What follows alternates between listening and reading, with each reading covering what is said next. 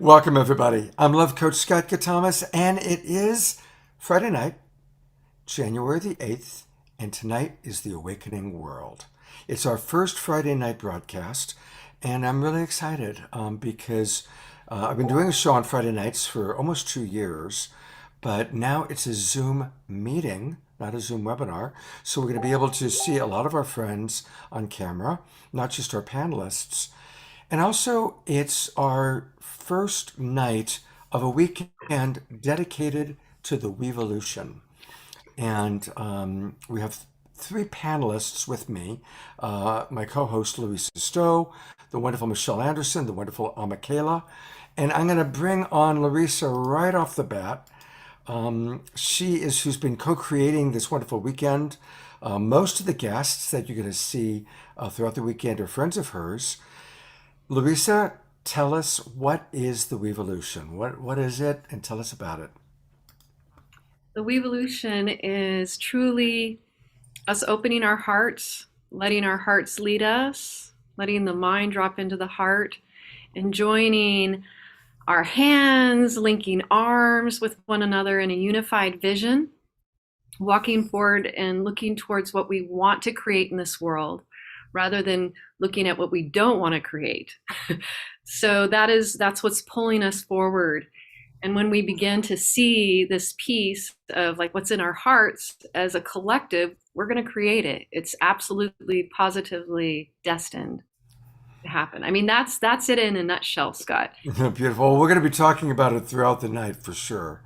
Um, and I tell you what, why don't you introduce Michelle, and then we'll ask her a question. But I'll let you introduce her. Michelle Anderson is a dear sister of mine. I adore her. We met years ago. I don't even know how long ago we met, but we first met at a show. I think I was performing, right? And you came and we made this incredible eye contact with each other and had a heart connection. And I have been blown away to watch Michelle really be one of those leaders in life that brings people together, that she has a way of coming so deeply from the heart that she unifies people even if they have different beliefs. And I have found her to be so inspiring, like one of the most inspiring people that I know. And I really look to her when I am like in a place where I need to get even more grounded into my heart. Michelle's somebody I will reach out to. And I love what she's doing in the world. Her and Eric Rankin together are producing a show called Awakening Code Radio that is out of Laguna. And I've had like the blessing of being on their show. And it's a show that raises the vibration and consciousness on the planet.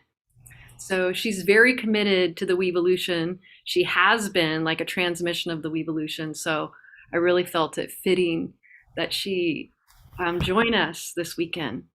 Mhm. I am also a big fan of Michelle Anderson. I so appreciate the work that you do with your radio show, with Disclosure Fest, the work you do with Neil Gar. And I'd love to ask you, we were talking just before coming on camera about how embracing the WEvolution has impacted your life. And you're beginning to share some really cool stories. And I'm wondering if you'd be willing to share that with our audience here. I would love to. First off, thank you so, so much. I'm so honored to be a part of this, and it comes at a time where I really needed it. It's a blessing for me to be in community and feeling the WEvolution being birthed right now through each one of us, because these times have been a bit challenging. And I've been riding the waves of that, having some highs and some lows, watching what's been happening, especially when I see people being divided. That's been the thing that hurts my heart the most. So when Larissa she shared about the WEvolution vision that she had when she had her Kundalini explosion a while ago. And then we had her on our show on Awakening Code Radio the last 2 Tuesdays of 2021. So we had her her and Ben John for winter solstice. And so I felt those energies rising as we spoke about it. I could feel it being birthed, through each one of us, through our bodies. And so this week, I've been talking about this program and talking about the WEvolution with a lot of people. And right before we went on to the meeting, I was sharing that it's like instant manifestation of what our heart is desiring in the moment, and how we can collaborate and weave with others. And I went on a hike on Sunday, and the night before, I told my husband, I really want to ride a horse. I miss riding, and I really want to go back to a dude ranch and ride a horse. So I go out on my hike and randomly just happened to find someone there that had 2 horses that were both saddled. And the second rider had to no-show. She no-showed for this man. I didn't know this man, but my intuition told me he was safe and he was a nice person. And after talking for a while, I said, I feel like I manifested you, because I really want to ride a horse and I would love to ride with you. And I got to ride for like 3 hours on Sunday, and I could feel there's like this co-creative energy. We were talking about things, and coming from 2 opposite perspectives in some of the things that we were talking about, but having that meeting of the hearts, that we both had a love for horses. So we landed on the place where we were connected and connecting. And I thought that was interesting. And I told him about this idea, and he loved it. And then, just seeing, there was another thing. I didn't even share this earlier, but I had talked about on the show with Larissa, the last show we did of the year, I had talked about wanting to start 2022 off with what we want to bring into creation, what we want to create, rather than all the stuff that we're not liking in the world. But what do we love? What are we passionate about? How can we change systems that aren't working for us anymore, that seem to be dividing people? And one of the things I mentioned on that show was that I heard about this woman. Her mother told her about me, and she contacted me, but we hadn't connected yet. And she told me that she was pulling her children out of the public school system. And it was a lot to imagine homeschooling, but she had this idea for something called a Liberty School, where parents are, they're operating under the homeschool paradigm, but they're having teachers that aren't feeling comfortable in the public school setting anymore with the curriculum and with some of the mandates. They have left the public school arena, and they're looking for the right match. So this woman, Sarah, I think her name is Sarah Beck, she started something called Liberty School. She's got 20 kids. She's here in Orange County. She's hired some teachers. She's a principal and a teacher and a mother, an anthropologist. And she's started this school in a park overlooking the ocean, a lot of playtime, and they have a covered area. She's looking for a building now, but she's just doing it flying by the seat of her pants. And I just admire people that are looking to weave new energies right now and to start and birth new systems. So, I asked her, I seem to be a connector of sorts. And so I knew a few people that I thought might be a fit for her, and I threw those names out. She already knew those people and had already tried those options. So I think she's going to be my next guest on Tuesday night on the show. Oh, wow. See if we can find her the right schoolhouse, to land her a good fit for weaving with some of the other people that have that same vision. So to me, that's the WEvolution is coming into embodiment, because we're talking about it. We're breathing life into it. And right now, I have goosebumps right now, because I really felt what Larissa was sharing with me that came through. And it just feels like this is the next level for what humanity is seeking, because if we don't come together in this way, the potential is there for our race to become extinct. And I think a lot of us are feeling that. A lot of us are feeling that we've got to do something differently. And so we're coming together and birthing new systems. And to me, that's what the WEvolution is all about. I feel it. Yeah, thank you. I love Well, it. I love goosebumps it. are going to happen for many of us with the introduction of my next guest. And then we'll come back, of course, Michelle and Larissa and all of you. And I'm going to read some of your comments in a moment, but I want to introduce my other guest for tonight, or other guest panelist, I should say. And this is Michaela Gaston. And she, as you're about to see, like Michelle and Larissa, is a delightful soul. And coming together, like Michelle shared, kind of like the magical part of it, when we're able to, open our hearts and come together. And, the fellow with the horse was safe. And that's beautiful when that happens. Michaela is going to share a little bit about kind of the hard part of sometimes it's very difficult to come together when we're confronted with people that have heavy judgment or even racism. And Michaela is the survivor of a very violent, racist attack. It was a hate crime, and a group of young white men literally tried to kill her by running her over. And it's so hard for someone like myself who's never experienced anything like that. I mean, I'm a tall white man filled with privilege all my life. And so I want to ask you, Michaela, I've had a chance to work with you enough to see what a big heart you have. But how have you managed to make that transition from having had that experience and still having an open heart towards a white man, towards people after what you went through? And so I'm going to turn the floor over to you for a little bit here. Well, hello, everybody. It's just a little light jump from like lovely horses to truck running over.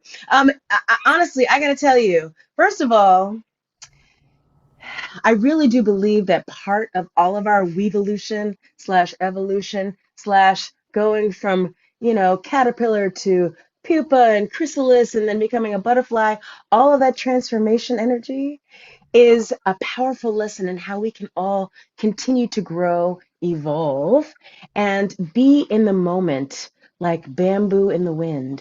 And so when that fabulous moment of transformation, which by the way, let me just let you know, there's a fabulous astrologer. I don't know if you all know Caroline Casey. She is Yeah. fierce, fierce, fierce. Well, don't you know that, sister? I'm the one that sings her intro song, and we've worked together for 25 years. And I went to go see her after the accident many years later.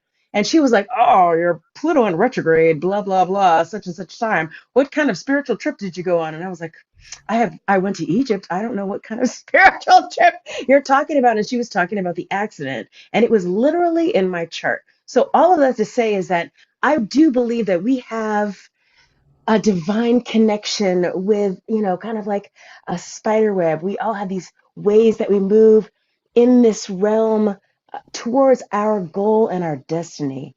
And when you embrace that beauty, when you walk in a space where you choose to dive as opposed to flail and fall, when you move in the world in that way and and I know all of you all know Abraham Hicks, and you don't stare at that grass and go, "Why aren't you growing? Why aren't you growing? Why aren't you growing?" You go, "I love you. Let's grow, grass. Let's grow." That's how you transform hatred and you compost it and turn it into love and forgiveness. Now, I'm not trying to say that it was easy, but I really do think about people like Harriet Tubman. honey, what does she have to go through seriously to like get to the other side? Choose freedom as opposed to staying stuck in the oh my God, I'm a slave. You have to make your way. And that kind of grit and resilience is what makes you a survivor and a thriver. And the way that you do it is when you have allies like all of you, people who believe in love. We love evolution, we evolution. All these things were coming together in this time when we realize we will not stand for another George Floyd. We will not stand for another insurrection on congressional steps. We won't stand for that anymore because we believe and we know the power of love. One of the things that I do as a cultural ambassador for the arts, for the State Department, is I go to these places that have been ravaged by war, and these people are frozen and in fear. They're just completely in this place where their life and their liberty and all of their freedoms, they're jeopardized populations, and particularly the children. And so I've worked with Iraqi refugees in Lebanon, Jordan, and Syria. I've been to Tajikistan, Kazakhstan right now. I've been to Kazakhstan like 10, 12 times. I knew the former president. Having these moments, absolutely thinking about how we have to, as all of us here, as holders of love warriors, bringing together our voices, our energy to stay activated so that we won't stand for things like that. We must come together and talk about stopping what's happening, the atrocities in Kazakhstan, the atrocities happening here. So there's no time, quite frankly, Scott, to stay caught in the muck and mire of, oh, this happened to me. There's too much got to going on. We have to Yes. move because we who believe in freedom cannot rest, y'all. If we really want to make change in the world, if we want to continue to believe in the power of things beyond. And so right now I'm in this place of being beyond. I want to be beyond the ists and isms of my body wrapper and the ridiculousness that our dominant culture has infused us with for so long because it's been based in fear. There's no time for that anymore. The quickening is happening now. The WEvolution is gathering. We're all here. We're all here together. We're here. We've got rockets of desire blasting out into space, and we're calling in the love. We are calling in the connectedness. We're calling into the ways of being that allow us to remember, like the mycelial network. We have one message, and we must save the manatees. We must save the global climate. We must, there's things that have to be fixed. So we don't have time to mess around with, oh, that silly boy that ran me over. I don't have time for that. So even when I was in the hospital, they were like, oh, aren't you angry? I was like, yes, and I got to get out of here because I have Yes. things to do. There's too Yes. much happening. So when Yes. people say, you know what I'm saying? When Yes. people Yes. say they're Yes. bored during COVID, I'm like, honey, you're not busy enough. You haven't picked up a book, read a newspaper? Let's go. Because we have to gather, we have to continue to move and feel the strength of our force, the power of our love, the power of togetherness, the power of all of our minds, believing that we could be something bigger than what we've been told we're limited to be. So there's a Yes. very long answer to your fabulous Woohoo! short question. Toot toot. Yes. Ooh, Oh, mic oh, drop. oh. Bam. And good night. I'll see y'all later. Have a good night. Wow. That is awesome. Thank you. Thank you. Thank you. Thank you. Thank you so much for just shining that light and being such modeling what it looks Mm, like to be one who is able to not only forgive, but to mhm, turn what happened to you, to transmute that. I sense that that happening to you may have given you even more fuel in your desire and your passion for peace, honey, you bringing called people it. together. Because when you die and come back, you don't give a diggity dang dang. You know what I'm saying? That's There's no right. time That's to mess right. around. So let me tell you this really funny story. This is back in the day. I don't know how old you all are. I'm 140, so I know I look good. I've got great lotion, honey. But listen, this is back in the day when on the news they would do the grand reveal of like who the guest speakers were. They would pull the curtain back and they would move the stage forward. Do you all remember this? Like back in the day on the news. Anyway. So I was back there and they decided it was going to be a good opportunity for people to have like conversations with like people who were like in opposition. So they had a liberal and a conservative, they had a Democrat and a Republican, and they had me, and remember now from DC, they had me and they had the Grand Wizard of the KKK. And we're Cool. all in this, yeah, honey. So we're all in these little pairs, right? So we're backstage on the curtain, and everybody's back there planning their little conversations. So the liberal and conservative, they're like, blah, blah, blah, I'm gonna say this, and you're gonna say this, and the Democrat and the Republican, I'm gonna say this. And he was just staring at the screen, at the curtain. It was right here, and all of his regalia, and me next to him. And I remember thinking in that moment, this is so stupid. Like, this is really the ridiculousness of the social construct of race. If we were in a bar and we were just hanging out and he didn't have all that madness on, I would probably just talk to him, be like, "What's up, man? How you doing?"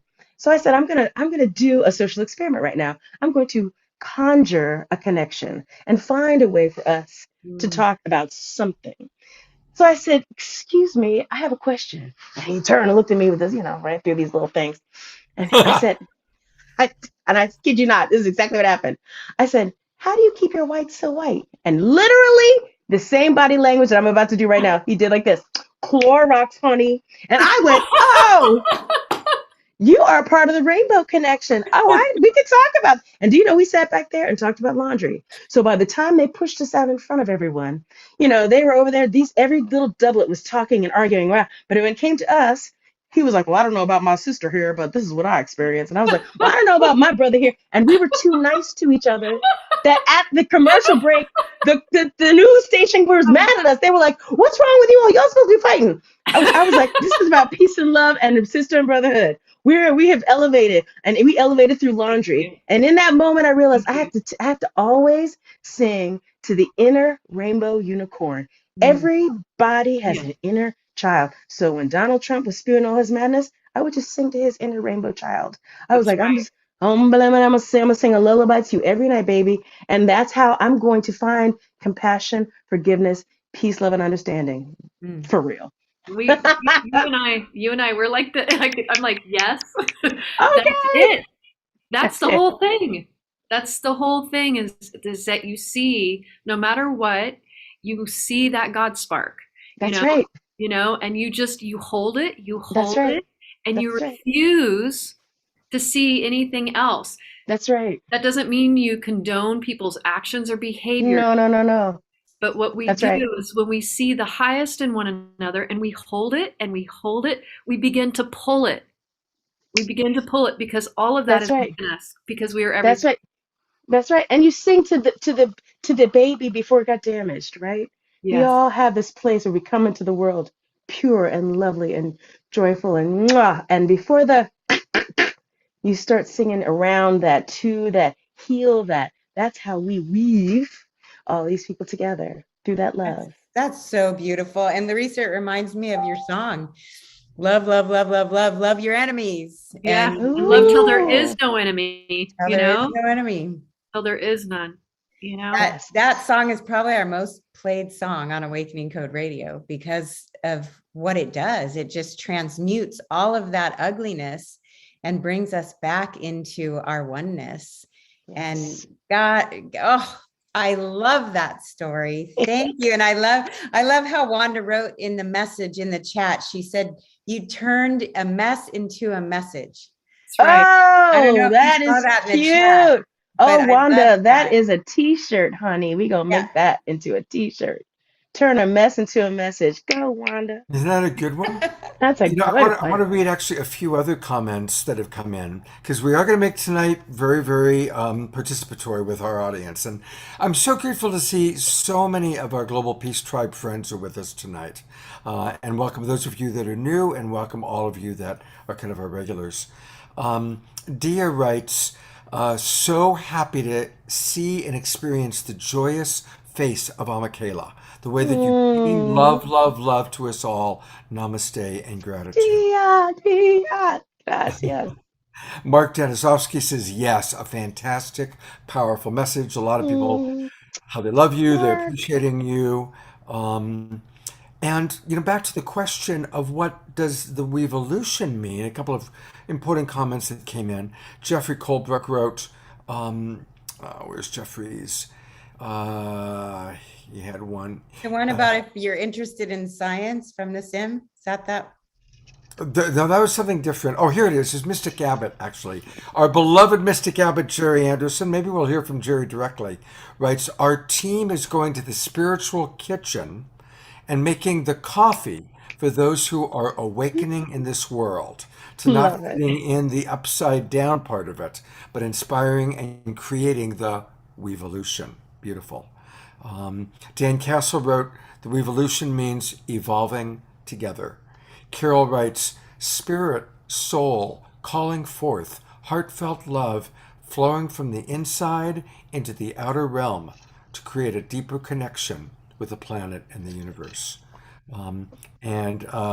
Jeffrey had written, WEvolution emerges out of our love-evolution that the universe supports as our purpose. Oh, yes. And it's almost 8 o'clock. So yes, take so it away. almost Take it 8 away. o'clock. We have 3 minutes. I need to explain to everybody. You know how you have probably heard about how people were giving a shout out around 8 p.m. for our frontline people in the world? Well, to continue that, but for the WEvolution, to give ourselves permission to like shake and totally express and let go of the tension and come together in that expression of letting it all go and releasing that the shoulds and the old paradigm and opening to that joy and self-expression that we are. I invite you all at 8 o'clock, and we're doing this in 2 minutes. And I got a knock at the door because we've been doing this for nights straight now, and committing to this as a practice for creating even more of the WEvolution and spreading this. So I invite you to make sounds with us. I'm going to go open the door and let people in that want to participate, my family. And we can do this for just 30 seconds or so together, okay? So just to be clear, people are invited to howl or to bang. Yes. To howl or to bang. I'm a howler Or just shake it. myself. Michaela, are you a howler, a banger, or both? I'm a shaker, baby. You're a shaker. All right, there we go. And how about you, Michelle? Howling, banging, what are you going to be doing? I would say all of the above. Okay, great. And I'm going to actually go ahead and I'm going to put the camera on gallery view. I will hide the people that are not turning their cameras on, but I want to invite people to turn on their cameras. So we're now on gallery view, and so we're all going to take a minute to howl and shake and dance and shiver and quiver and do whatever we feel so inspired to do. All right? All right. And people can even turn their camera, their unmute. Are you going to bang on a drum? No. Here we go. It's 8 o'clock.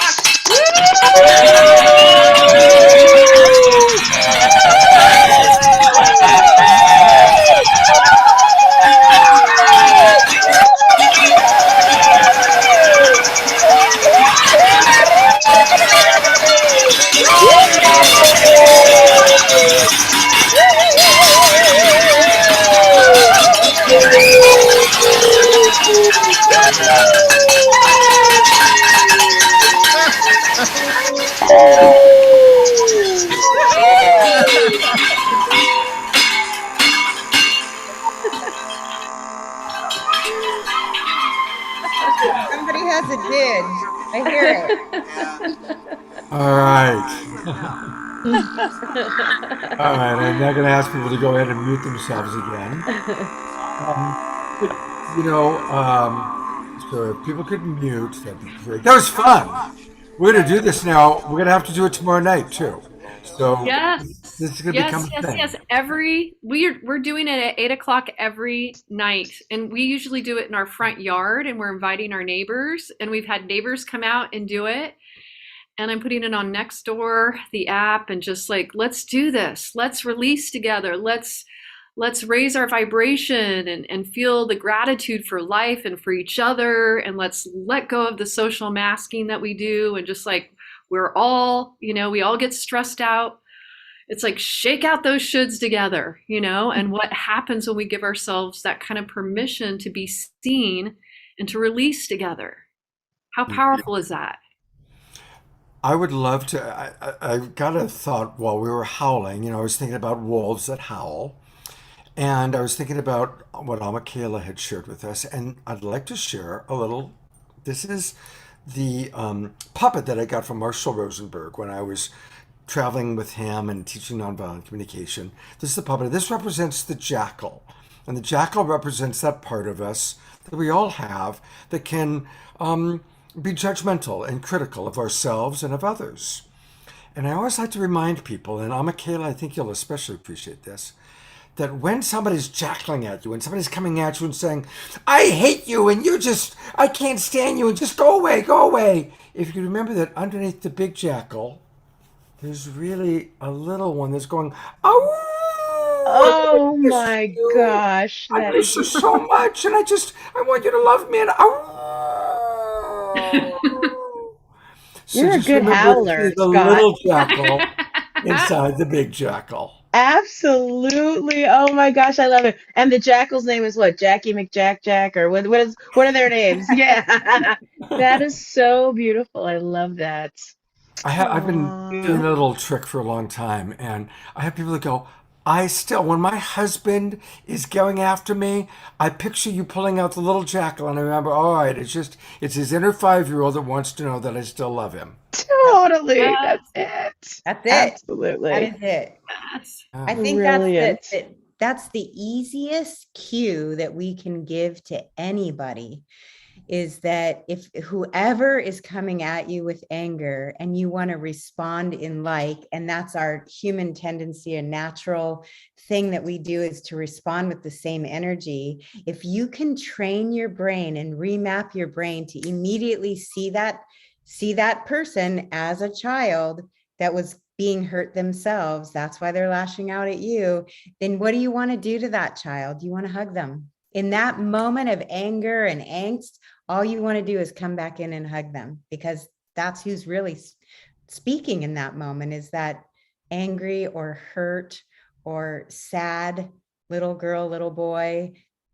So this was perfect. I think we're all really on the same page. What a way to kick it off. That was fun. It reminds me of Larissa used to always get us to bang on our chest when we first talked, Yes. Yeah, same thing. We got to let it go. And it's, we can use it as well, not only letting go, but bringing in the gratitude. Like, we have gratitude for all of those people that have been on the front lines, all of our nurses and all of the people who've really put themselves in situations. It's beautiful to give gratitude for them. It's beautiful to give gratitude for life and for each other and for where we're going, where we're headed, like to see this contraction that we're in right now as an opportunity to go as far back, to see what we've been blocking, what we've been repressing within the unconscious, transmuting that, healing that, and then bam, we're going to hit that mark going into the fifth dimension together. Beautiful. I want to read a few comments because I'm going to keep bringing it back to our audience. And Yes. while I read these, I want to invite our panelists to think of a story that you want to share, a true story of the WEvolution, how you've lived it, something that's happened, how it's supported you. And then after each of you have shared whatever story comes to mind, we'll open it up to some of our audience members who also might have stories or fables about the WEvolution. Terry Russo, one of our regulars, hi Terry, writes, yes, when patients get angry, we try to imagine them as wounded children, and that helps us to stay compassionate. JD writes, this reminds me that it is also a way, pounding the chest is a way to stimulate the thymus gland, which is underneath the sternum, and that supports our immune system. Dia writes, this is training my heart to hear the baby loving Mo. Beautiful. And Wanda writes, behold the Christ-like love in everyone, unconditional love. So there's some beautiful comments. Yes, beautiful. Beautiful. It's exciting. It's really exciting to hear that we're all vibrating in this. The more of us that vibrate in this, it's really going to spread, because it's not just one person anymore. We are collectively joining with one another and going, this is where we're going. This is where we're headed. And with that, we're going to pull it in. It's so exciting. Thank you, thank you, thank you for these comments. Well, Lisa, while the spotlight's on you, what's a story of the WEvolution you'd like to share? What's really impacted me is seeing how the WEvolution has affected a community of people. I started doing leading meditations, daily meditations in Larissa's Shakti Love Warrior group on Facebook. It was on March 16th when I had this download that I wanted to share with the world. And in that specific download, I didn't mean to, but like out of my mouth just popped that I would lead 11:11 meditations throughout the pandemic. Not knowing that it would go on we're at 2 years now. And in about 90 days in, because I was absolutely my word, I realized that this was an opportunity to embody that message that I had received from Divine Mother when I had asked myself, what can I do to evolve? And she said, there's no more evolving. It's WEvolving. There's no more evolution. It's WEvolution. And at that time, I didn't really understand when I was first given this information, when I had this direct experience with Divine Mother. And she shared with me that it would be shown, that it would reveal itself if I kept my eyes open to how this could, embody in this world. And I realized I don't need to do this all by myself. I don't need to be the one that carries this torch forever. In fact, that's not the healthiest thing to do. That's kind of a bit of that, savior or martyr. It has those, qualities to it. That this is something that would be beautiful to empower the community to step forth and to be leaders and to lead the meditations. So in doing that, what happened is not only did these beautiful people step forward to lead these meditations, but in stepping forward, I noticed a huge shift. Like people started growing exponentially. That through actually stepping up and leading these spiritual practices and sharing their journeys, that people started dropping into their heart, started healing in different ways, emotionally, spiritually. One of our leaders has had some major breakthrough in healing on a physical level because she has major chemical sensitivity. And she has noticed that she is shifting and that she is becoming like physically stronger through this process of our community. And it's like it's a spiritual sangha online, and everybody contributes and shares, how the meditations, how it feels, and the shares from the leaders, because they share personal stories too. And it's just been remarkable. And like the biggest piece of it for me is that we don't all share the same beliefs necessarily. In fact, as we've gone through this pandemic, people have different beliefs about, vaccine, no vaccine, what it means to be free. And there has been some definite differences in opinions, and there's been some rubs, in our group because we're so open and honest about what we feel. But what I've noticed is because of this space of the WEvolution and being committed to love leading the way and asking the question, what would love do? Which is like foundational in the WEvolution for us, is that we have found a way, and the people in the group who in the past would have been very combative, in fact, have said, I have completely changed since being in this group. I used to be very judgmental, and I'm not anymore. And they've found ways to be supportive, loving, and kind, even in the face of not agreeing on some pretty big issues that could really tear them apart. So that is my big takeaway, and I'm seeing it continuing to evolve, Okay. over time. Two things, Larissa, and then we'll go to Michelle next. Mark Denisovsky writes, Larissa is articulating exactly what the Global Peace Tribe is about. We are creating a template for global evolution. We're recognizing our union with the divine mind. We practice here every weekend, and then we share it during the week as we are able. Mark, thank you for that. And I just want to alert people to the Facebook page. For those of you that use Facebook, please join Larissa's Shakti Love Warriors group. And that's where every morning at 11 o'clock people gather, and 11:11 they drop into meditation. Sometimes Larissa leads it, other times other people lead it. It's a beautiful way to just drop in together. And on Sunday, this Sunday, we're going to kind of be combining our Sacred Sunday show with her Love Warriors group and actually do the 11:11. So I guess on Friday nights from now on at 8 o'clock, we will howl. On Saturday nights at 8 o'clock, we'll howl. And on Sundays at 11:11, we'll meditate with Larissa and her Shakti Love Warriors. So definitely join the group for sure. Would love that. Would love that.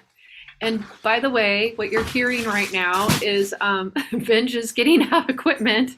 I believe he must have A show tonight. a yes. show tonight, so Okay. that I did not know of. So if you're wondering what's happening, he's All right. Well, I will mute you for a moment, and we're going to put the spotlight on Michelle.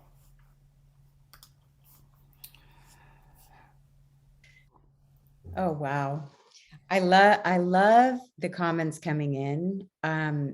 It means so much when we're this feels to me like a very sacred circle. These are so many heart-centered people coming together. Obviously, all of you who are in the chat, we're feeling a call to be here tonight because maybe you were curious what the WEvolution was, or maybe you wanted to be in community and connection. And it feels so good to me to see the comments coming in. And, Wanda writes, Larissa, that story reminds me of what Scott and Deborah began with Saturday Night Alive. Little did they know in the beginning what the genesis is, and where it would go. And, Scott, when you and Deborah first started Saturday Night Alive, and the thing that I really connected with is to see how many of the same people we know. And Deborah would be texting me and say, hey, do you have James Gilliland's phone number? Do you have Elizabeth April's phone number? There were people I had numbers for that she didn't have. And right away I'm connecting her, and I remember the day when there was a time where I wouldn't give somebody's phone number out because I would say I need to ask them first. Mhm. But right now in these times, things are instant. We're feeling the ramp up of this speeding up of time, and feeling the urgency of what we're all co-creating, that these points of light that we all are in the world are adding our energies together. It's like one big collective aura. And that's what it sounds like with Global Peace Tribe and, Unify. There's so many people on Instagram or on any these social media platforms that are finding the resonance, even if they're not always on the same page with their belief systems, which we did a program together with Trish and Larissa. You had invited me to do the Integrity Without Judgment, I think it was called. Yeah, exactly. And we all shared on that show, and it was clear that all of us didn't have the same opinions or beliefs on that show. But yet, what I felt us doing was modeling what it looks like to compassionately accept someone else's point of view. And if we were all exactly the same, how boring would this world be? We would be like robots. But I just want to commend Amalea for doing what Wanda said, taking that mess and making it a message and keeping your vibration so high in sharing that story. I didn't feel any victimness in you. I felt you a woman standing in her power and saying, I'm going to use this as a teaching moment to teach others to get out of that the archetype of the victim. I've recently been talking about the drama triangle, and I remember doing some research about this word drama triangle, or this idea, the drama triangle, and I hadn't visited it in a while. And so I went back and Googled it and looked it up, and I saw that, in that triangle, there's the victim, the perpetrator, and the rescuer. And most of us here tonight probably could identify with every one of those at different points in our life, when different circumstances that have come up in our lives. But the key with this whole teaching, I from what I understand, I've never taught it personally myself, but what I feel from it is to stay out of each one of those corners of the triangle and to keep yourself in the middle where you're not being the victim, you're not being the rescuer, and you're not being the perpetrator. You're maintaining your boundaries, your field, your integrity, your compassion, your empathy. And I really feel like that's what it means to be a human. We're finding so much about how quickly technology is trying to surpass consciousness. Yeah. And I think many of us here would agree that while technology is incredible, I mean, these little things that they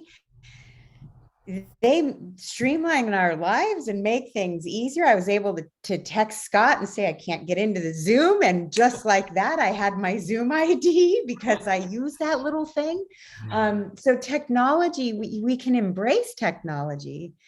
And I think at the same time, really be mindful of how much we're giving away to AI and that system, and come back into how important it is to connect with nature and to connect with each other, in person, connecting with each other. Yeah. Zoom is amazing as well, but feeling the heart-to-heart connection and keeping us in compassion. I think that's part of the WEvolution as well.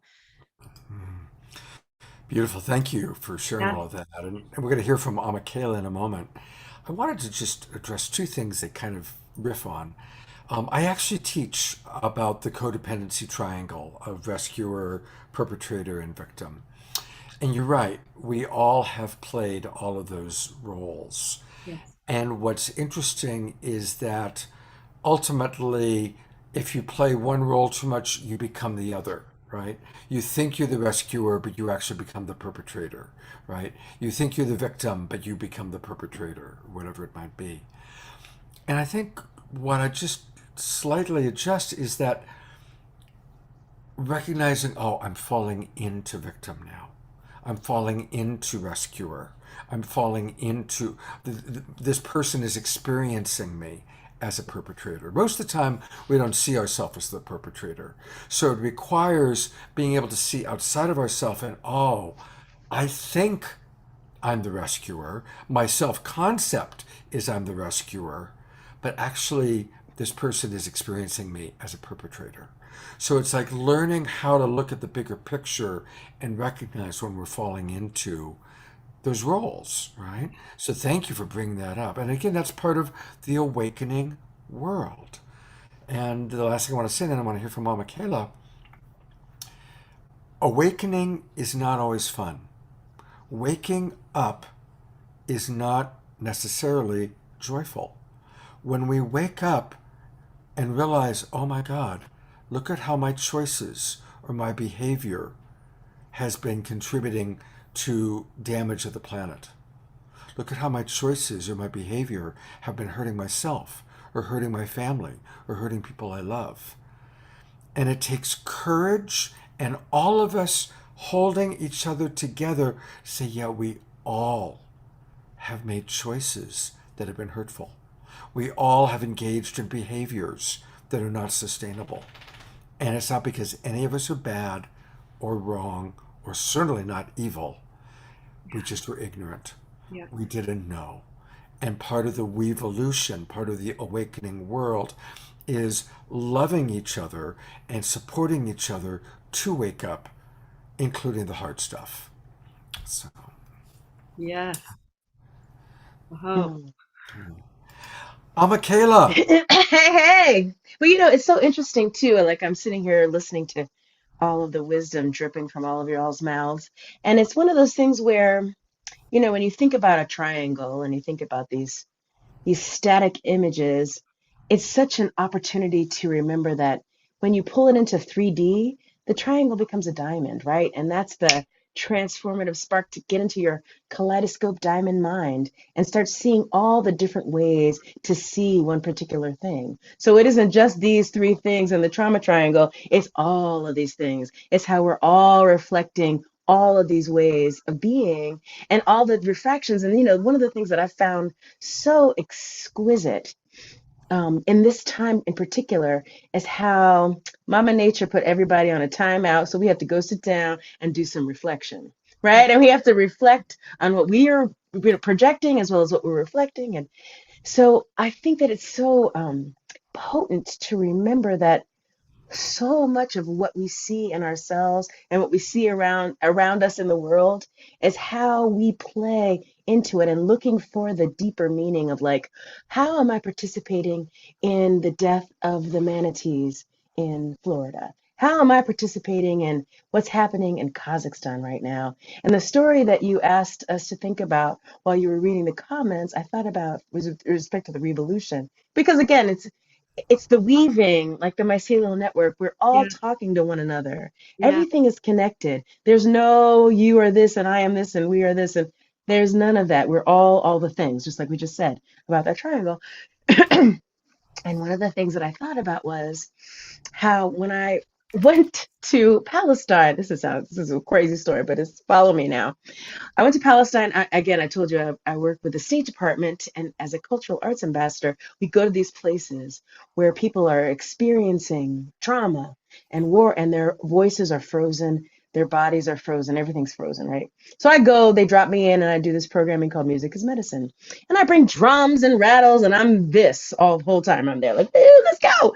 And really like trying to help people move past that distrust and angst and fear and like when they're in that space where they're frozen and they can't see beyond what's happening right here, remembering how the arts, and this is one of the things, and we were talking about AI, the AI makes a too perfect of a note. There's no grit and gravel. You can't really get these things that are artificial to bring in the nuance of pain. And the nuance of pain plays into how the blues resonates with people, how jazz resonates with people. And that's how people can connect and relate to the heart of life lived, right?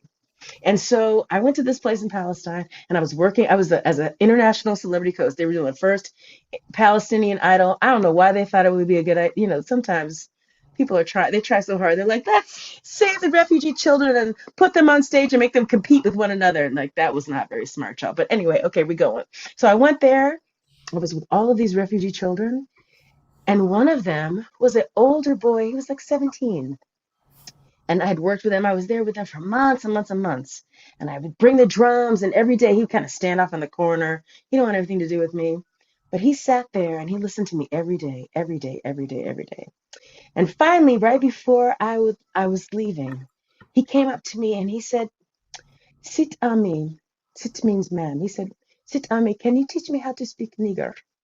And I was like, woo, woo, what's happening? But I had to remember that his definition, like he's not from here, so he doesn't understand necessarily the profundity of that word. So I said, what do you mean by that? He said, my nigga, hippity hoppity. He wanted to learn how to rap.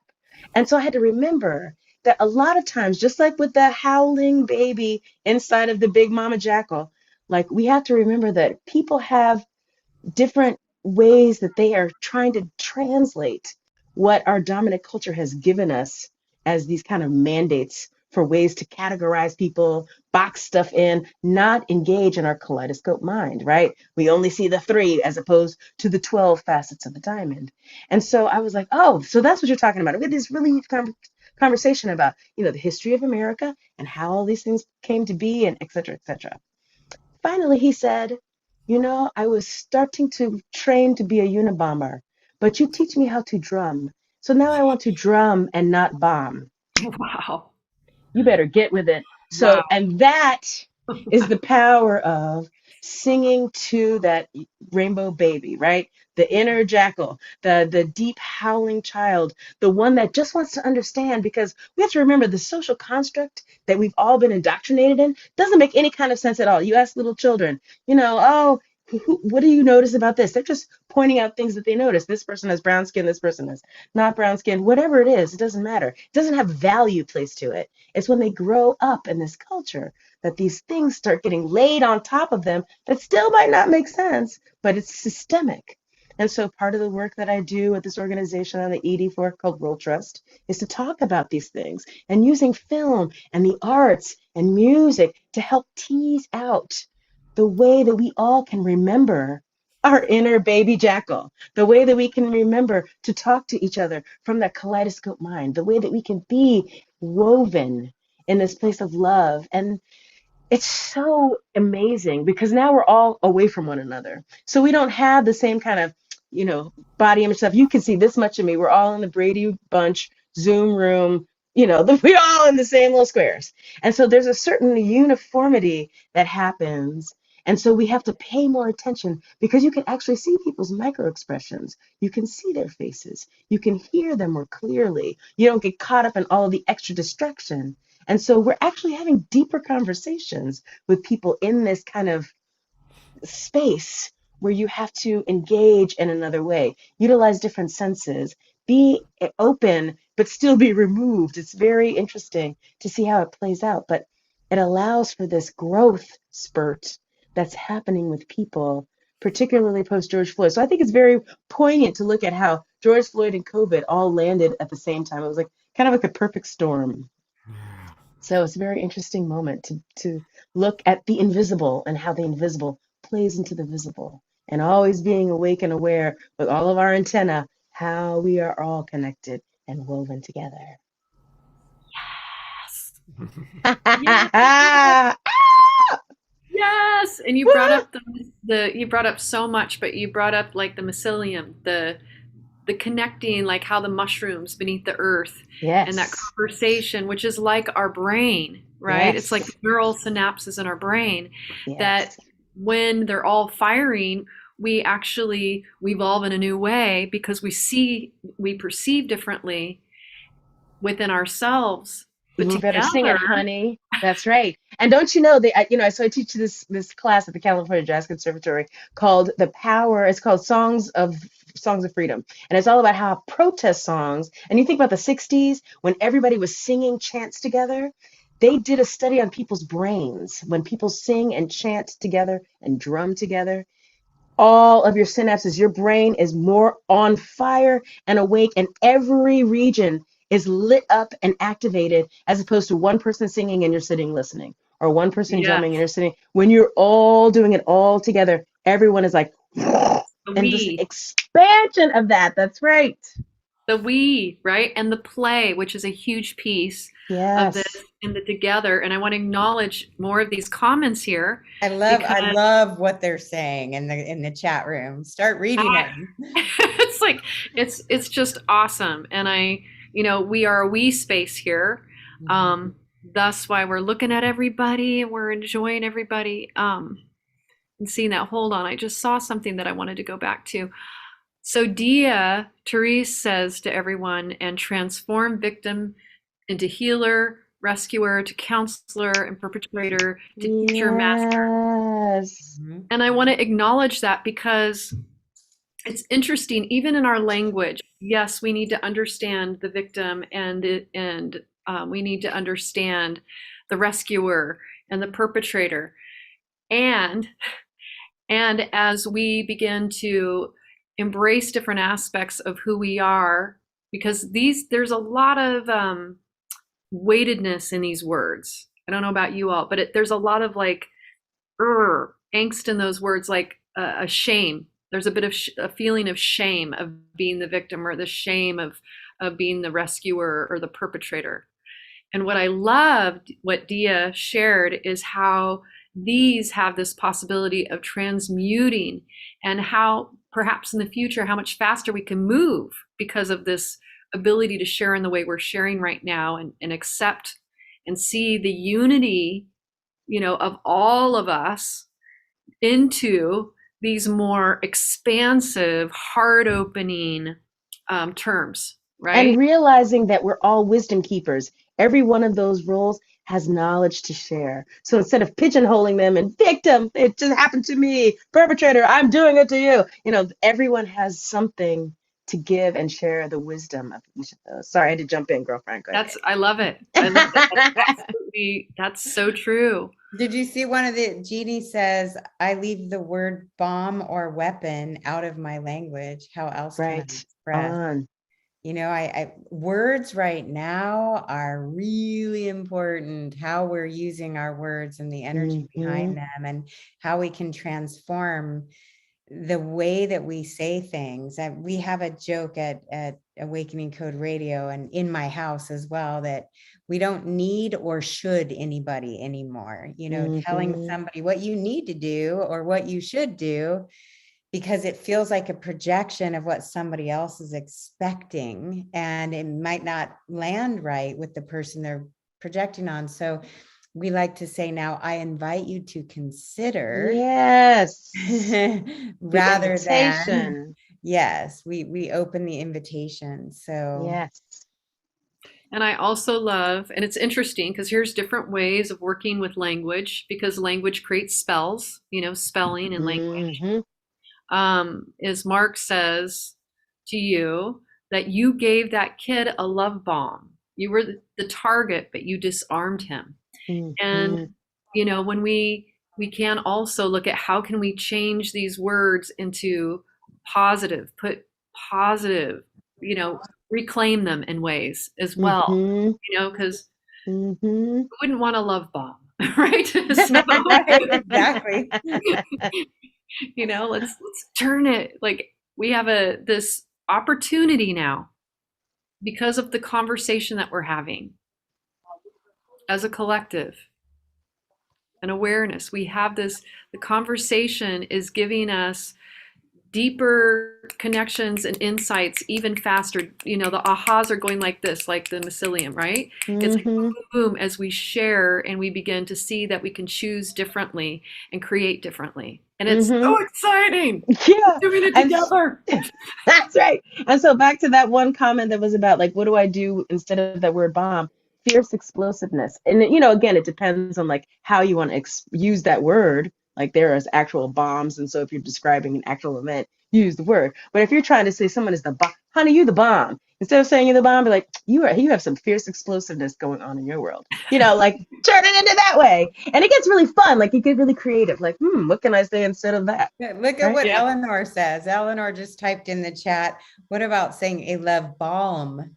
Ooh, like that's awesome. Tasty treat, Eleanor. Nice. Good call. Love it. Yes. Yeah. Yes. I love it too. Brill. I'm going to show a few wonderful things. We have with us, of course, Michelle Anderson, and she does Awakening Code Radio, and you can find it. So I'm already following it, but if you go there on Facebook, just put in your Facebook search bar Awakening Code Radio. And while I've got this up, Michelle, tell us a little bit about what happens and what takes place when we tune into Awakening Code Radio. Well, thank you. That talk about modeling the WEvolution, Scott. That's so nice of you. I love it. And you can see we have Larissa Stowe's song "Calling Back My Spirit" there on our Facebook page. Well, Awakening Code Radio started in 2012 when my radio partner Eric Rankin had this idea to start a kind of like a spiritual talk show for awakening. And he originally called it Soul Searching Radio. and this was on a newly formed FM radio station in Laguna Beach, California, where there's no reception for FM. So we're the only FM radio station on 104.7.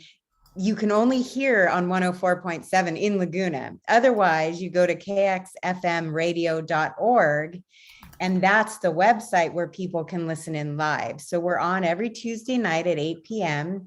and we're podcasted on all the major podcast platforms. But we've had people like Greg Braden, Nassim Harriman, Robert Grant, Gene Houston. We've had Larissa. Larissa comes on at least once a year since 2012. We're going into our 10th year. And, you know, the tagline is conversation and music to raise the vibration. And we have had so many incredibly insightful guests on our show. And think back to 2012, there wasn't a lot of people podcasting in 2012. We're still volunteers. We don't do it to make money. Eric and I don't make money off of KXFM or off of Awakening Code Radio. I hear that they've started doing some sponsored ads, and there was some money built up. And we on the air gave the money that had been built up. It was $888, and we gave it to our third, who is Colleen, admin. We call her admin Colleen of Chrome Hearts. She's a graphic design artist, and she's the one that I really feel like she's the backbone of Awakening Code Radio. So I guess you could say that's a modeling of sorts of the WEvolution, that we became this dynamic trio. And I don't think the show would be the same without any one component of it. You know, we've just all kind of melded and made it what it is. So thank you for giving me the opportunity to say that. We also have on snippet.fm. Last year, they launched a spinoff of Awakening Code. It's called The Awakening Code, and it's a shorter 20-minute highlights of some of the highlights that our guests that have been on have shared with us. Like, I think the first one we did was with Marianne Williamson, the first snippet show. They went back into our old files and edited shows to make them more snippets instead of conversation, you know, like for 2 hours or an hour, just a 20-minute show of just some golden nuggets. So I didn't even know about Snippet, but I just went there, and here it is. You go to snippet.fm, and look at right up at the top is the Awakening Code. The age of Aquarius, the dawn of a new era, the shift. We are living in a time full of both promise and challenge. And so if you click on that, you can get little snippets. Damanhur, Jonathan Goldman, Dr. Selma Diaz, Ray Indigo, there's James Redfield, Nassim, Greg Braden, Deepak Chopra, Marianne Williamson, all of our friends. You've got all of our friends there. Exactly. And while we're talking about this WEvolution and modeling and sharing, you did mention that I do work with Portal to Ascension and Neil Gore. He's doing a live in-person event in October in San Diego, and he's already got some great speakers lined up. Foster Gambo will be with us, Joan of Angels, Robert Schock. I'm trying to think of who else. Shariah is going to be with us as well. And Disclosure Fest, I don't know if you're aware of what I do with Disclosure Fest, but disclosurefest.org, Adrian Valera started Disclosure Fest, and it's really a modeling of the WEvolution as well. That's why I love to work with both Adrian and Neil, because they have absolutely no ego, and their agenda is only to bring people together in the spirit of awakening consciousness and being in a place of awareness. But what Adrian does is a mass meditation. And in 2019, we did Disclosure Fest as a donation only event at Los Angeles State Historic Park, and we had 20,000 people there. And we had so many people go back to the front after they had had their experience. We had 16 stages on 32 acres. Nako was one of our performers. We reunited Freedom Tribe to play.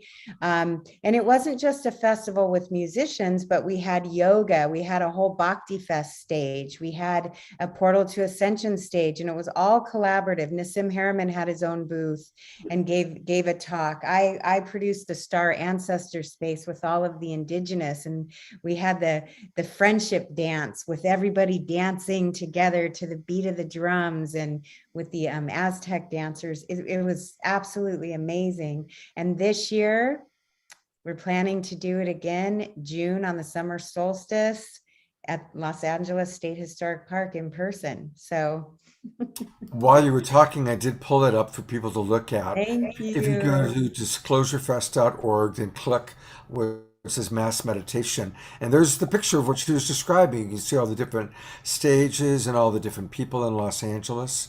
So I definitely will look forward to being there in October. And yeah, all the people you're talking about. One of the things that's been really cool about this pandemic time. I was born and raised in Los Angeles, and I was in the entertainment industry at a very early age. And when I was growing up, it was a very competitive industry, extremely competitive. And I grew up with a lot of that competitive stuff. But I gotta say that in the 2 years when the pandemic hit, all the people you're talking about, Adrian, Neil, yourself, the big shots like Deepak and Marianne, we all have been supporting each other. And Yeah. everybody's been helping everybody else out. And we've all been promoting each other's thing. And I have seen very, very, very, very little competitive energy. Instead, it's been very compersive, very collaborative. Um, and that right there is, we are evolving. We Yeah, are evolving. we It are. really is happening. Yeah. It's Um, destiny. Just as when we're born, we go through a whole growth cycle. We become toddlers and adolescents and teenagers and young adults. Our collective consciousness, I believe, has been in the toddler stage for a very long time. And as you can see by how the me, mine, and looking to authority all the time, looking on the outside for answers rather than turning within. But this is the time. This is the time that we make that evolutionary leap of consciousness into what I call the sacral chakra, like moving from that root chakra into the sacral chakra of that time of liberation and connection.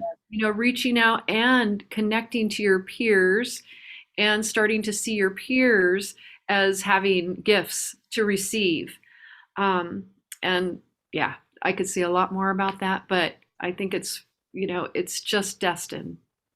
We are going through a developmental, you know, leap, a birthing into the next level of who we are destined to be as a collective. Mm. I'm going to read a few more comments, and then Larissa, maybe let's talk about what's happening tomorrow night, and then we'll give Amakila and Michelle a last chance for whatever they want to share. Um, a lot of appreciations coming in, and it's just so awesome. All of you, this has been a really beautiful first Friday night. And I want to send a big love out to Trish, who's been my co host on Friday nights for the last year and a half, and she'll be back next week. Next week, it's all about MLK weekend, and we've got some really great guests coming. And it's really this is fun doing it as a Zoom meeting and being able to see all of you, or some of you at least. So just reading a few of the comments. Um, uh, Wanda writes, yes, Larissa, it could be the toddler stage or perhaps dormant. We've had to remove the layers. Um, Terry Russo writes, the Global Peace Tribe has been the glue since COVID. Thank you. Um, Wanda, thank you. Michelle, that is so awesome. 10 years. I can only imagine how many folks you have touched. Absolutely. Um, and Wanda also writes, we are expanding and sharing thoughts because we are in a safe space. Absolutely. Jeffrey Colebrook always reminds us of the work of Nassim Harriman and the WEvolution, and he writes, changing random evolution of mutations to or being part of this learning universe of evolution. Absolutely. Somebody needs to mute, by the way, because we're getting an echo. Or so if everybody could just check and mute themselves. Thank you. Okay. We're in a Zoom meeting. We can hear each other when we unmute. That's how connected we all are. A couple last things. Mark Danisovsky, I always love what you have to say, Mark. High velocity expansion of overwhelming love. I'm going to say that again. Take it in. This is a high velocity expansion of overwhelming love. That is the WEvolution. So, couple of suggestions that were made. JD writes about a children's book called The Circle of Wonder, Predator and Prey Animals Together at the Fire Circle. White Feather writes, there is no fight or fighting, and which world are we feeding? The only thing is love. And the last thing, our beloved mystic abbot Jerry, who I'm going to put on spotlight for a moment. Jerry wanted to point out a wonderful, something he just discovered, 100 soul connection quotes. Soul connection quotes. And isn't that true? You know, we really are experiencing, this is a new website. It's KIDADI.com. KIDADI.com. Kiddle. And thank you, Jerry, for sharing that. You are a beloved soul connection. He started watching Saturday Night Live. He reached out to me, and he's definitely part of our family. Larissa, I've seen Larissa around we've been at festivals and taught at the same places together, but it wasn't until COVID and Love Coach Academy and Saturday Night Live and all coming together. So there is a wonderful way that we are coming together as tribe and creating these beautiful soul connections. So with that, I'm turning it over to you, Larissa. I would love to actually invite Veronica. I've known Veronica for years, and she has birthed a new idea to make a difference and to create more of the WEvolution. So I would love to have her speak to that, as you asked our people if they have. Right. Veronica. Yes, I love this thank you. woman. Thank you so much, Larissa, for this opportunity. I just want to, and this is I'm so blessed to have been introduced to this group. I'm just learning so much. And as a nurse, I too am a nurse. I think Terry, I saw on the chat, is a nurse, and I've been working on the COVID unit for many years. And so it prompted me to want to help the COVID nurses because they are so overworked, stressed out. And as you may have seen on the news, that burnout is prevalent, and they're leaving their jobs. Many people are leaving their jobs. And so I'm initiating at my hospital. It's called the Mindfulness Minute. And what that is, to ask the nurses to go to a class or leave the floor or do anything that's going to take a lot of their time is not reasonable right now. But I know that we all have 1 minute. And if we can take 1 minute to disconnect from what I call the crazy train, because we're so unconscious when we are working, because it's just a task, and task after task. But if we could just step off, take a breath and pause, feel your feet connected to the earth, feel your crown chakra opening and connected to all that is, and you just stop for that 1 minute.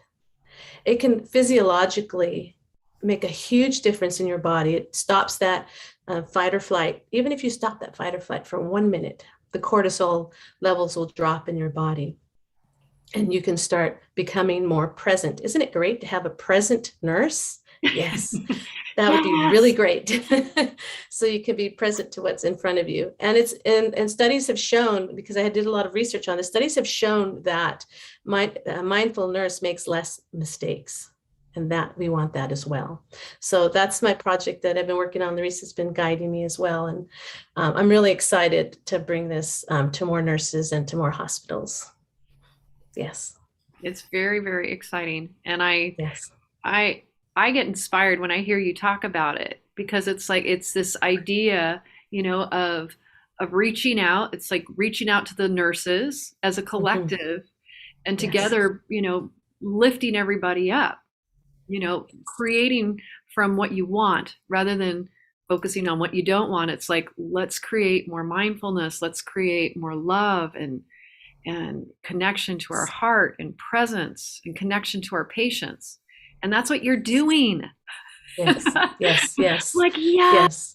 This is what we need in the world. We need nurses like Veronica, who spread this, and we need all hospitals, and not only for to have the nurses do it, but we need this for the patients too, and have the nurses sharing this with the patients. Yes, absolutely. That's my deeper goal. Connection, right? Deeper empathy. And that way, more human connection. My goal is that they do it at the bedside and invite the patients to join them in the Mindfulness Minute. That's what I would love to see. And so that's my vision. And then everyone's doing it at the same time. So what a beautiful vision. Yes. We just had someone on our show that shared a 3-breath heart opening, where before he does anything in his webinars, and I think this would be good to fit into that 1 minute, is what you just said about the crown and bringing the energy up. So he gives you the visualization. It was Brian Besco, bringing the energy of the earth up through your feet and into your heart, and you're picturing your heart as the flame, the spark of life. And then on the next breath, you're bringing the energy from creation to meet inside of your heart. And on the third breath, you're merging them all. And it just opens the heart. And I could feel my heart opening while you were talking about this Mindfulness Minute. So thank you for doing that. And thank you for all that you're doing and the way that you're serving. We appreciate you so much. Thank you. Thank you. My heart opened as you were just explaining that process. Thank you. A couple comments for you, Veronica. Omoshar writes, well done, Veronica. I did the process as you spoke it, and I felt an immediate relief and a heightening of my awareness. And then Wanda writes, Veronica, I'm just wondering if you hand that nurse a peppermint to enjoy during the process. Somebody just wrote, if you hand somebody popped in, and so now it changed my chat box. Where is it? I can help. It says, if you want me to. Yes, please. Thank you. Okay. Just wondering if you hand that nurse a peppermint to enjoy during that mindful minutes. There's something about a peppermint that enhances the moment. Yes. I love that idea. Yes. There's actually mindfulness eating processes that you can do. So you could actually mindfully eat the peppermint and have ecstasy. Let's do that. One of the wonderful things is that we have people coming from all over the world. And I'm going to put the spotlight on my friend Krishna, who's coming to us from Australia. And Krishna has something he wants to share. So here's Krishna from Australia. Hello, everybody. Hello. Scott, thank you for having me. Larissa, thank you for having me. Can you see me, hear me? Yep. Yes. Beautiful. Larissa, I love the words with which you speak. I'm feeling so inspired. It's in the world today, there is so much polarization going on. So much, let's make this person's wrong. My opinion's right. Their opinion's wrong. And then, of course, when we've got governments telling us what to do, it amplifies all of that. And I think how opportune that you bring this up today here with this group, this WEvolution. It's about evolution, not revolution, not about making everyone wrong or changing it. So I want to start by saying, namaste. Namaste. The light in me bows before the light in you. The divinity in me bows before the divinity in you. And something I've learned, thank you. Something I've learned is when we approach the world, sometimes we see a divine mirror of ourselves in the other person, and we don't know it, and we judge them. And something I've learned from you, Scott, is That's when we right. judge someone, we lose all ability to influence them. That's right. When we love someone, we then have a chance to influence them. And what That's if the right. world was okay just the way it was? We don't need to change it. Happy to raise the level of consciousness. That's great. Yes. But gosh, it's perfect the way it is. This is why we're here. Yes, thank you. Thank you, Krishna. That's Thank you, Krishna. beautifully said. Beautifully said. And your vibration is beautiful, by the way. Thank you, Larissa. So, Larissa, I'm okay, and you're okay, and everyone's okay. That's right. Thank Thank you you. for that beautiful reminder, beloved Krishna. That home that you're seeing, I've actually spent a month in that home a few years ago. And I've been there a few times in my life. So I look forward to my next trip. But until then, thank goodness for Zoom, where we can get to connect with you. Thank you, Krishna. We are almost at 9 o'clock. I want to thank everybody for being with us.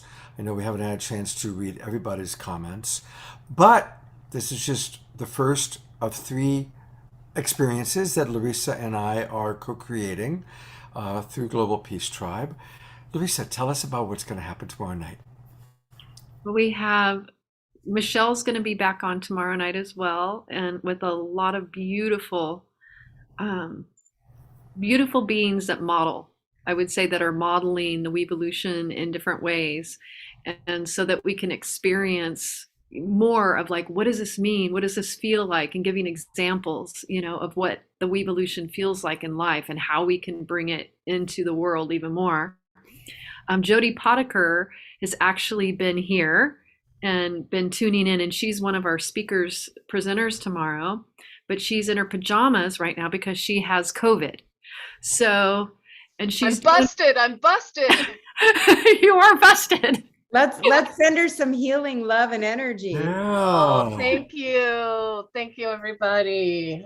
We love you. We love you. We love you. And I love that you're here. Oh, yay. See, this is one of the foundational values of the WEvolution is authenticity, right? Courageous vulnerability and authenticity, which you are showing up in your humanity. Yes. And I love that. Thank I you. love that. Yes, Thank here you. I am. And you look radiant. You do. In your Thank cozy you. pajamas. I love Yes. those. Those are so, Yes, they're Hey. so mama groovy. pajamas. Thank you. They're very soft. Oh my gosh, I love those. My I love daughter those calls me too. Mama Llama. I was like, I love those. Well, listeners, half of us are wearing yoga pants or pajama bottoms. We may look great from the top up, but we're all wearing like comfy stuff on the bottom here. So Yes. I got my tennis shoes on.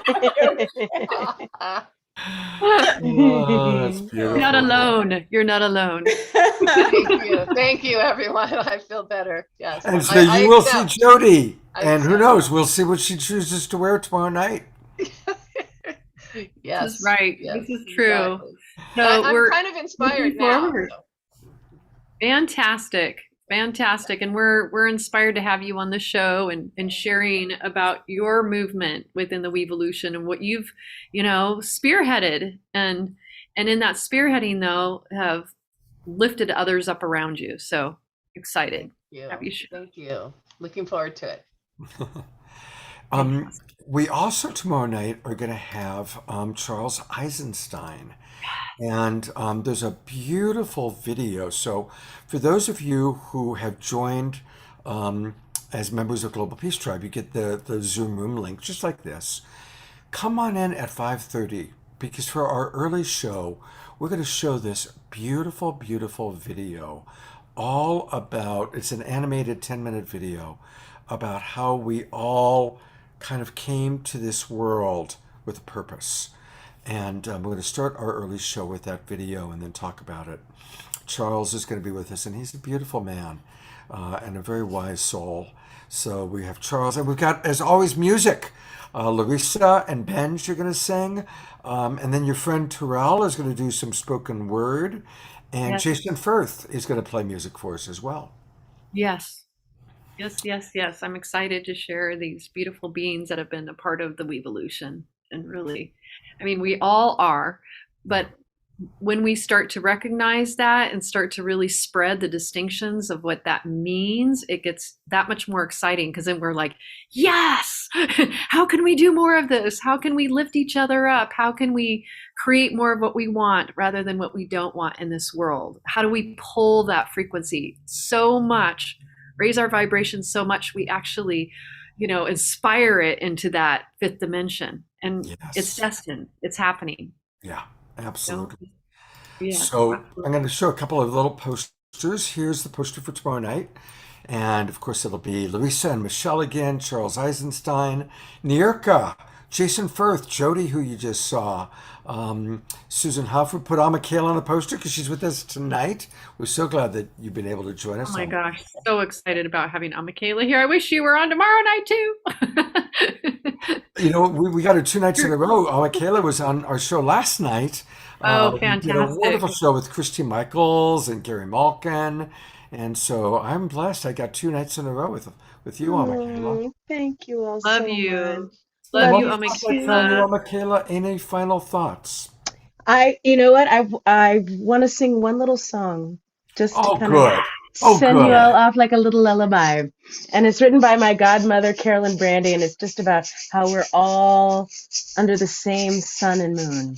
And to the ocean, the rivers, the gentle breeze, the storming thunder, the earth, paths and crossroads, the herbs and medicines, snow-capped mountains, and to all the elements, we give them our respect and our gratitude to be amongst them by whatever names they might be called or worshipped. Our humanity is our gift and our birthright, as it is for every human, growing as a seed under light of sun and moon.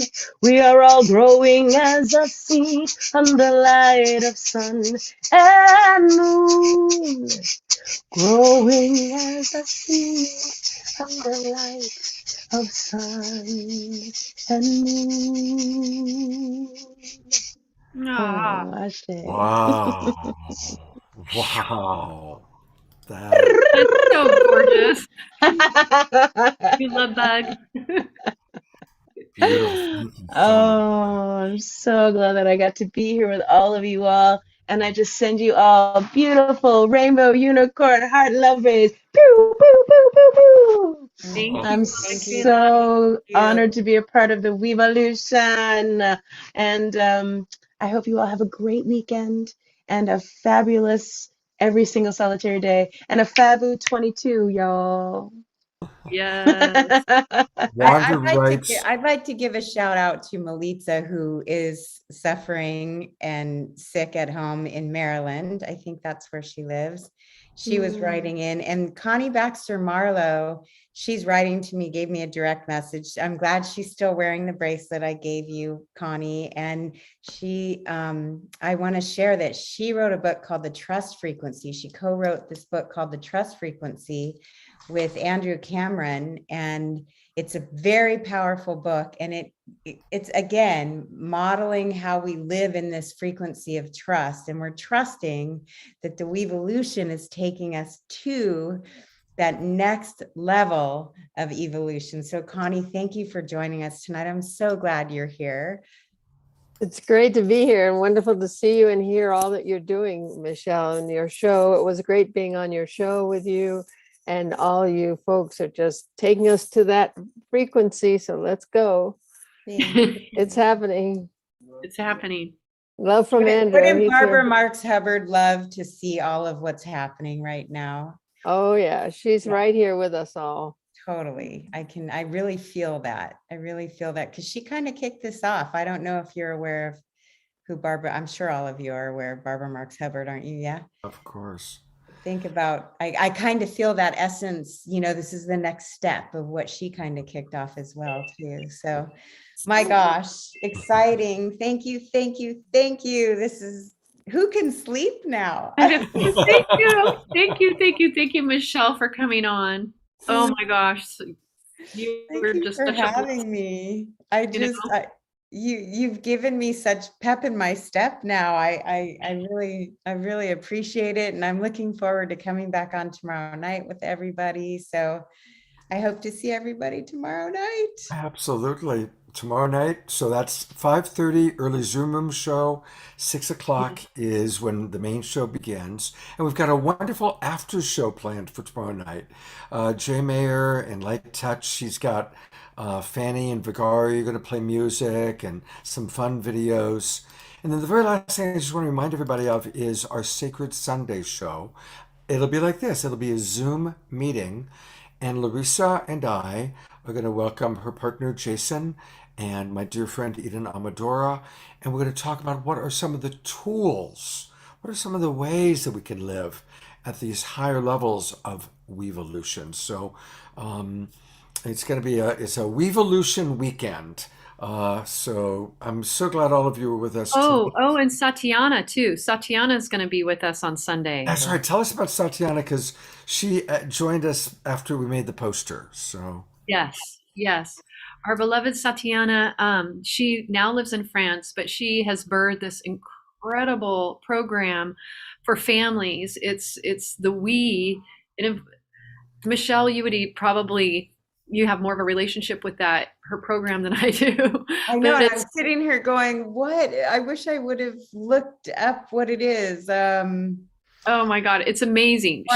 Children and families. I mean, yes. Bottom line, it's completely the WEvolution, but within the world of families. Helping people, what she does is helps parents who want to become parents really identify their strengths, their weaknesses, where they really fine-tuning how they're going to co-parent together, and great relationship information. And it really, I'm so glad. I didn't know that she was going to be with you on Sunday. And she's a powerhouse. Like our Satyana, she is a powerhouse of inspiration and raising the vibration. Yes. So, and creating the we, like she brought Susan Huff and I together actually, because she had a Green Valentine's Day event that was all about bringing nonprofits and special outreach in the community together.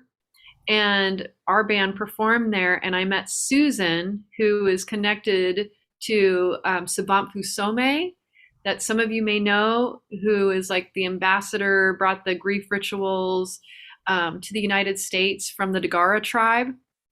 So Susan connected me to Sabanthu, and Susan and I became really incredible friends, and she does amazing things in the world, but it was because of Satyana. So everybody there's a lot of interconnectedness here. A lot of weaving there. And a lot of weaving happening, right?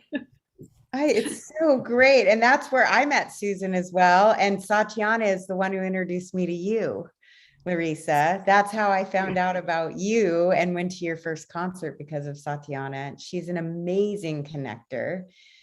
And I'm so happy to hear this, because she started the school is called IWE, remember? IWE, yes, IWE. That's right.